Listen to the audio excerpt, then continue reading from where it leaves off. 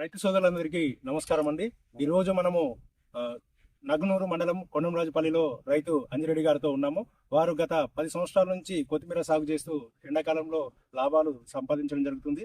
ఒక ఎకరంలో కొత్తిమీరతో పాటుగా ఒక ఎకరంలో మిరప కూడా సాగు చేస్తూ గత సంవత్సరం ఒక 5 లక్షల రూపాయలు సంపాదించడం జరిగింది. అలాగే కొత్తిమీర ఎండాకాలంలో ముఖ్యంగా మిగతా ఏరియాలలో చూసుకున్నట్లయితే కొత్తిమీర సాగు కొద్దిగా ఆశించినంత లాభాలు రాక ఇబ్బంది పడుతుంటే వీరు పూర్తి టెక్నాలజీని వాడుతూ కొత్తిమీర సాగు చేస్తూ లాభాలు సంపాదిస్తున్నారు.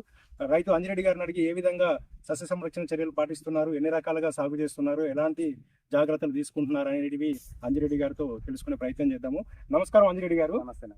అంజిరెడ్డి గారు, ఇప్పుడు మీరు పూర్తిగా చెప్పండి. అంటే మీరు ఎన్ని ఎకరాల్లో ఈ కొత్తిమీర సాగు చేస్తున్నారు, ఎలాంటి పద్ధతులు అవలంబిస్తున్నారు ఒకసారి. నా పేరు అంజిరెడ్డి, మాది కొండంరాజుపల్లి, నంగనూరు మండలం. ఈ పైపులకు ఈ 10 పైపులకు 5,000 రూపాయలు ఒక సట్టు, 5,000 రూపాయలు ఒక సట్టు, 5,000 రూపాయలకు ఒక సట్టు, 15,000 పెట్టినాము. ఇక మనకు నాన్ స్టాప్ 3 ఏళ్ళ దాకా మనకు కంటిన్యూ నడుస్తున్నాం. ఈ 15 పైపులు మనకి ఎంత ఏరియాకి వచ్చింది? 15 ఇది 3 స్టెప్పులకు ఇది ఒక దరిదాపు 30 గుంటలకు వచ్చింది. 15,000 రూపాయలు పెడితే 30 గుంటలకు కంపల్సరీ వచ్చింది. ఇక ఇది ఎప్పటికీ మనకు అవసరం, 3 ఏళ్ళ దాకా పనిచేస్తుంది. ఎన్ని పంటలైనా తీసుకోవచ్చు, ఎన్ని పంటలైనా తీసుకోవచ్చు. ఇది పైపు డ్యామేజ్ అవ్వడం కానీ అట్లాంటి వరకు అయితే కాలే, ఎలాంటి డ్యామేజ్ ఇంతవరకు డ్యామేజ్ కాలే, ఏది లేదు. ఇది ఎందుకంటే మనం ఇప్పుడు నీళ్లు కట్టుకుంటే ఒక 2 గంటలు 3 గంటలు నీళ్లు కడతాం. ఇది ఒక 10-20 నిమిషాలనే ఒక స్టెప్ పడుతుంది, 10-20 నిమిషాల్లో ఒక స్టెప్ పడుతుంది, 10 నిమిషాల్లో 20 నిమిషాల్లో మళ్ళీ ఒక స్టెప్ పడుతుంది. ఇప్పుడు అంతా కొడితే 30 నిమిషాలనే ఒక గంట లోపలనే 30 గుంటలు వాడుతుంది. 3 గంటలు కట్టినా కానీ 30 గుంటలు వాడతలేదు. నీళ్లు కడితే కానీ నీళ్లు కడితే 30 గుంటలు వారదు, 3 గంటలు కట్టినా కానీ. ఇది ఒక గంట సేపట్లే 30 గుంటలు వాడుతుంది.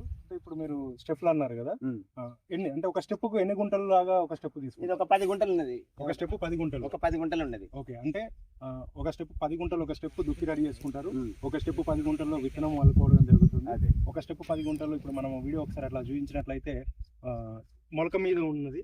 ఒక స్టెప్ మనకి ఇది ఒక 10 గుంటల్లో పీకడానికి రెడీగా ఉన్నది. 10 గుంటలు పీకడానికి రెడీ ఉన్నది, 10 గుంటలు పోసింది రెడీ ఉన్నది, ఇంకా 10 గుంటలు అంతా పోసింది రెడీ ఉన్నది. ఓకే, పోసిన తర్వాత ఒక దుక్కి ఖాళీగా ఉంది, ఇంకా ఖాళీగానే ఉన్నది. ఇది పీకిన తర్వాత మళ్ళీ ఇందులో మళ్ళా ఇంకా ఉన్నది జాగ్రత్త, అక్కడ మస్తు ఉన్నది. ఓకే, ఇప్పుడు మనకు అంజిరెడ్డి గారు మీరు విత్తనం పోసిన తర్వాత కొత్తిమీర ఎన్ని రోజులకు? 7 రోజులు 8 రోజులు, 7-8 రోజులు, 8 రోజులకు మొలుతుంది. 35 రోజుల నాడు కనీసం పీకేయాలి. ఇక మొత్తం మొలిసినాక 35 రోజులక, మొలిసినాక 30 రోజులకి, మొలిసినాక 30 రోజులకి, అంటే 38 రోజులలో మనకు కొత్తిమీర పంట అయిపోతుంది. ఓకే అంజిరెడ్డి గారు, అలాగే మనకు ఎలాంటి సస్య సంరక్షణ విత్తిన తర్వాత ఏదైనా దీనిలో కోడి పంట ఎరగడం కానీ గడ్డి మందు కొట్టడం కానీ చేస్తున్నారా? మనము ఫస్ట్ ఇత్తులు పోసినప్పుడు మందు చల్లుతాం. ఏ మందు చల్లుతారండి? 20 ఓకే, డిఏబి వెళ్తాం, 20 కానీ చల్లుతాం. చల్లి ఏం చేస్తామంటే పెండ మెత్తిలింగ్ కొడతాం. ఒకసారి పోసినాక ఒకనాడు నీళ్లు పెట్టి మళ్ళీ తెల్లారి పెండ మెత్తిలింగ్ కొడతాం. 24 గంటల తర్వాత, 24 గంటలలో పెండ మెత్తిలింగ్ కొడతాం. ఇక అందులో గడ్డి పోస లేకుంటూ ఉంటుంది, మంచిగా. ఓకే అంజిరెడ్డి గారు, ఇప్పుడు మరి 10 గుంటల్లో ఎన్ని కేజీల డిఏపి పోస్తారు? ఒక 10 కేజీలు. 10 గుంటల్లో 10 కేజీల డిఏపి. మళ్ళీ తర్వాత దీనికి దోమ మందు కానీ లేకపోతే ఏదన్నా ఎరుపు రోగం కానీ అట్లాంటివి ఏం లేదు. ఈ 38 రోజుల్లో ఎలాంటి మందులు ఏది లేదు, మందు లేదు, ఏది లేదు, తెగుళ్ళు వచ్చే అవకాశం ఏ తెగులు లేదు ఇంతవరకు అయితే. అంటే అంజిరెడ్డి గారు వారు మంచి సలహా ఇస్తున్నారు రైతులకి. 38 రోజుల్లో ఈ పంట అయిపోతుంది. స్టెప్ బై స్టెప్గా ఒక 4 స్టెప్లు ఏర్పాటు చేసుకోవడం జరిగింది. అంటే ఒకటి విత్తన దశలో, ఒకటి మొలక దశలో, ఒకటేమో కాపుకు సిద్ధంగా, ఒకటేమో దుక్కి దశలో, ఇలా 4 స్టేజ్లు చేసుకోవడం జరిగింది. ఇట్లా నీటి ఫెసిలిటీ ఎలా ఇస్తున్నారు? ఇప్పుడు మనం చూస్తే కనుక micro sprinklers and rain pipes అని వాడుతున్నారు కదా, ఈ రెయిన్ పైప్స్ తోటి మీరు ఎన్ని గంటలు నీళ్ళు ఇస్తున్నారు? ఇది ఒక 20 నిమిషాలు నడితే ఫుల్ అయిపోతాయి, నీళ్ళే అయిపోతాయి. 20 నిమిషాలల్లో 10 గుంటలు వాడుతుంది, ఈజీగా పడుతుంది. ఎంతసేపు ఇస్తారు? 20 నిమిషాలు ఇస్తారు. పొద్దున సాయంత్రం ఇస్తారా? లేదంటే తెల్లారంగానే సాయంత్రం 7 గంటలకు 8 గంటలకు ఇస్తాము. మళ్ళీ రేపు తెల్లారంగా 8 గంటలకు ఇస్తాం. ఉదయం 8 గంటలకు ఇస్తారు, రాత్రి అవసరం లేదు. ఇప్పుడు ఏం లేదు, బాగా ఎండలు అయినప్పుడు పొద్దు మాపిస్తాం. తిరుపతి అంజిరెడ్డి గారు, ఇంకొక ప్రశ్న. ఇప్పుడు మనకు దాదాపు సాధారణ రైతులు మే నెలలో, ఏప్రిల్ నెలలో కొత్తిమీర పండించడం కష్టంగా ఉందంటారు కదా, మీరు మే నెలలో కూడా కొత్తిమీర? ఖచ్చితంగా మాకు ఎక్కడో పండదని అంటారు కానీ మాకైతే కంపల్సరీగా పండించడే ముచ్చట్లేదు. మే నెలలో కూడా ఇదే నమ్మకం ఉంటుంది ఇక్కడ. ఓకే, అంటే ఆ టైంలో ఎలాంటి సస్య సంరక్షణ చర్యలు తీసుకుంటారు?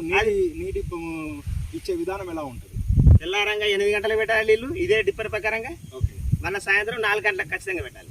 ఇక ఎండిపోకుంటుంటది, ప్లస్ మళ్ళా మంచిగా పెరుగుతుంది. అంజిరెడ్డి గారు, మరొక ప్రశ్న. ఇప్పుడు మీకు ఈ 10 గుంటల్లో లేబర్ ఎంత పడతారు విత్తనానికి? ఎన్ని 10 కేజీలు పోస్తారా? ఒక 10 బ్యాగులు ఇలా 10 గుంటలకు 10 బ్యాగులు పెట్టినాయి మొన్న. 10 బ్యాగులు అంటే ఎన్ని కేజీలు అండి? 20 కిలోలు. 20 కిలోలు. ఓకే, 20 కిలోలు అవసరం జరుగుతుంది. ఎంతమంది కూలీలు తలకిస్తారు? ఈ 6 పోతుంది.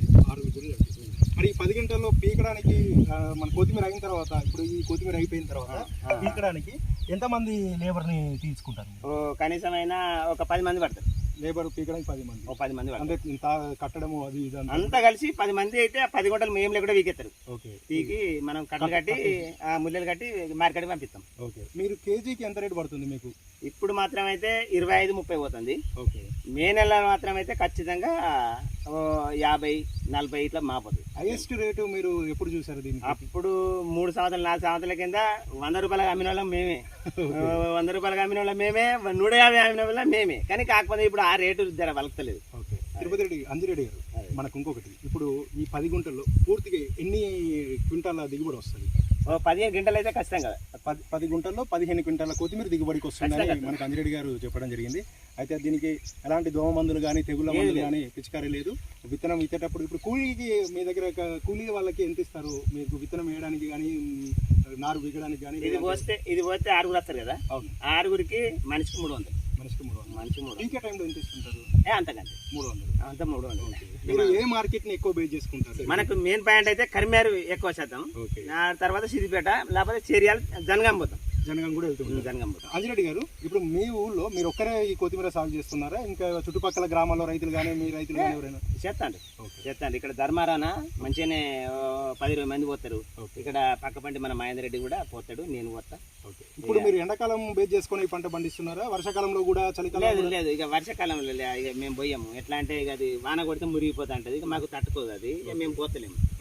మేము 2వ నెల నుంచి స్టార్ట్ చేసినామంటే 7వ నెల దాకా కంపల్సరీ పోజుడే, మార్కెట్కి పంపించడే ముచ్చట్లే. సో మీరు ఈ 5 నెలలు మాత్రం ఖచ్చితంగా కొత్తిమీర సాగు చేసి లాభాలు సంపాదిస్తున్నారు. అదే. సో అంజిరెడ్డి గారు కొత్తిమీరతో పాటు రవి హైబ్రిడ్ సీడ్స్ జెలిసి మరియు డెక్కన్ కూడా సాగు చేస్తున్నారు. వీడియో మనము నెక్స్ట్ వీడియోలో టు బి కంటిన్యూ చేద్దాము. అంజిరెడ్డి గారు, మనం మిర్చి తోటకి వెళ్దాము, దానిపైన కూడా ఒకసారి మాట్లాడదాం. అట్లేం లేదు.